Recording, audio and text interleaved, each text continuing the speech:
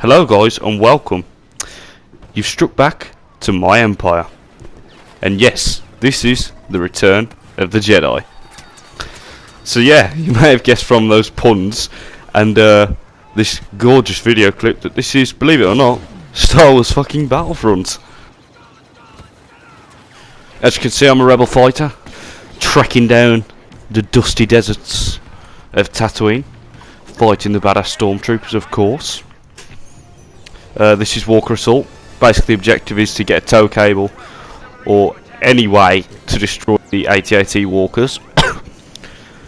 That's for the stormtroopers. If you're the rebels, you've got to defend and stop the stormtroopers from doing that, which is actually very hard to do. But yeah, this is my favourite game mode, and it's not as dull and boring as some of the others. This game runs in 920p on the PS4, 30 frames per second, and the visuals are really breathtakingly stunning.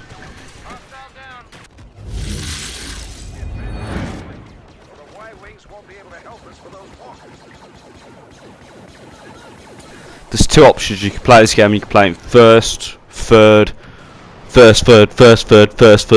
whichever one you want to play, and you can play it in first or third person. I personally prefer third person because you can see what's going on around you, and I prefer to peek out the corners, which is what you really can't do very well in first person. I do love first person. I love first person, and you've seen me play Rainbow Six. I love first person, but in this game specifically, I very much prefer third person.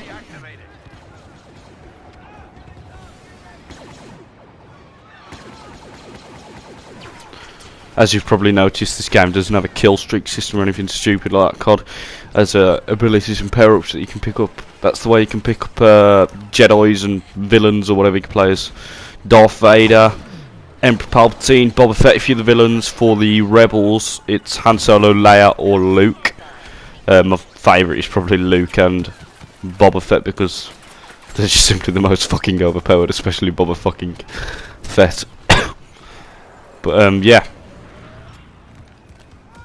This game is different. It's not like COD or your Rainbow Six or your Battlefield.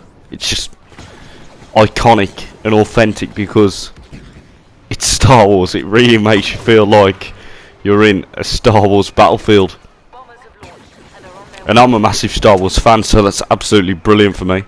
Absolutely love it. More preferable towards the originals than the prequels, but we won't talk about that because the prequels are fucking shit.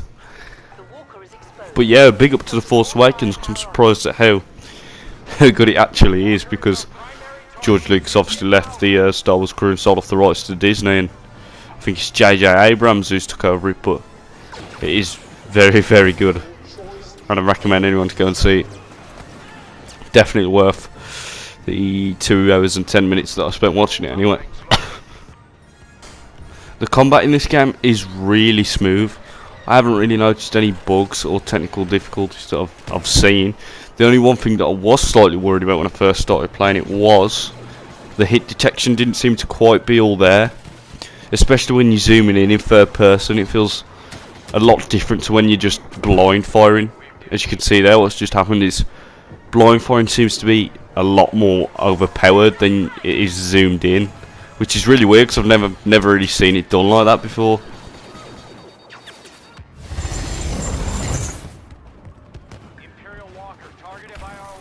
Later on this clip I will be showing you a tiny, I mean really small snippet of me playing as Darth Vader on the villains.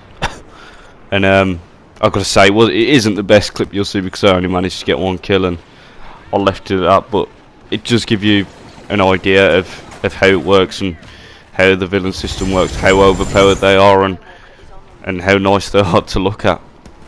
If you're new to, if you want to try and start out Star Wars Battlefront and you think it's going to be anything like Star Wars Battlefront 1 or Battlefront 2 off the PS2, turn around and think again, because it's definitely nothing like them at all. It does not feel like any of them. Completely different. Runs on a Frostbite-free engine for starters. Anyway, I've got some negatives to share about this game. One being, it is overpriced completely. £40 for a game with 4 maps on Walker Assault. To me, that is not good enough. as well as the price of the season pass at £40 for all the additional content that ever comes out of it, is an absolute rip-off.